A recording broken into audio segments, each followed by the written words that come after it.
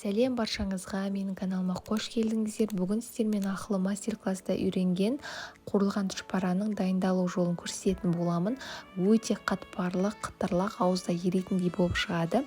Ең алдымен салмасын дайындауға кірісеміз. Осылай картопты жақсылап ашып, ұсақ бөліктерге бөліп, ағын суда бірнеше қайтара жуып аламыз тазалап. Жуылған картопымыздың үстінен сәл асатындай етіп су құйып, дәміне қарай тұз қосып, газымыздың астын жағып, отқа қойып, картопымызды 30 минуттай пісіріп алатын боламыз. Піскен картопымыздың үстінен шанышқымен немесе пышақпен басып, піскеніне көз жүгіртіңіздер. Картопымызды алғаннан кейін табамызды қойып, үстінен май құйып, майымыз қызғаннан кейін ұсақталып туралған пиязымызды жақсылап қуырып алатын боламыз. Пиязымыз қуырып болғаннан кейін оны жаңағы піскен картопымызға салып, тұшпарамыздың салмасын дайындауға кірісетін боламыз, достар. Пиязымызды осылай жақсылап қып-қызыл болғанша қуырып алыңыздар. Қып-қызыл болғаннан кейін ол өте дәмді, жаңағы тұшпарамыздың салмасын дәмін әдемі кіргізетін болады. Осылай салмамызға картопымызды, пиязымызды дәміне қарай тұз және де бұрышты қосып, жақсылап осындай арнайы картоп езгіштің көмегімен жақсылап езіп, салмамызды дайындап аламыз. Дайындап, бөлме температурасында салқындағанын күтесіздер.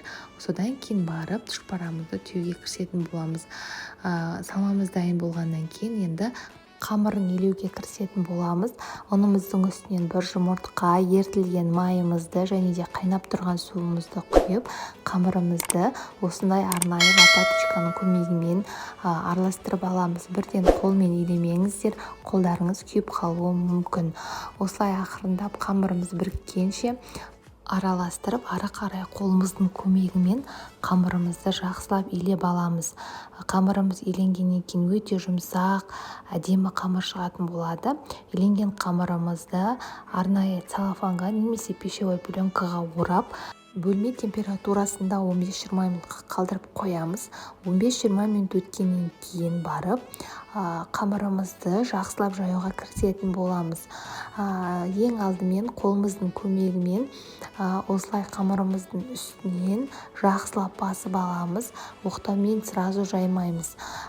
Өйткені қамырымыздың үстінен осылай басып шығатын болса, қамырымыз жайылып шыққанда өте дөңгелек формасын жоғалтпай және де жан-жағы қалың немесе жұқа болып кетпей, бір тектес болып, әдемі болып жайылады. Видеодағы қоспамыздың барлығын мен описание бөліміне қалдырдым. Сол жаққа өтіп, міндетті түрде қарап жасап көрулеріңізге кеңес беремін.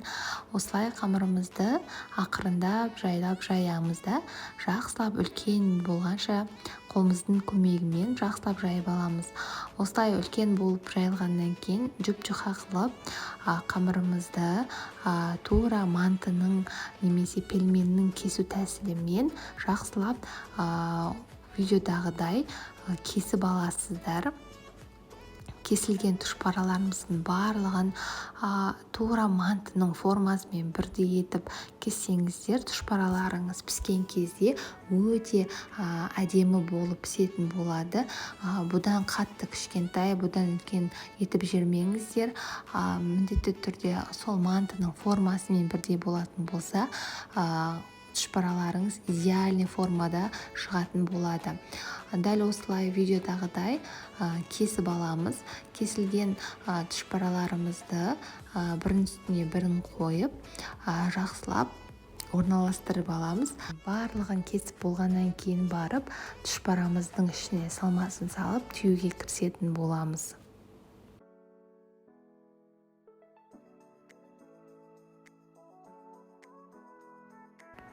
Кесіп болғаннан кейін осындай арнайы бос ыдыс алып қойыңыздар. Түйілген тұшпараларымызды сразу салып тұруға. Салмамызды алып, тұшпарамызды видеодағыдай мен көрсеткендегідей түйіп, бос ыдысымызға салып орналастыра береміз. Дәл осылай менің жасаған жолымен жасап көрсеңіздер, достар, өте дәмді, өте бәріне ұнайтын тұшпара дайындай аласыздар. Және де бұл оригинал рецепт. Дайындап көріңіздер, қуантыңыздар жақындарыңызды.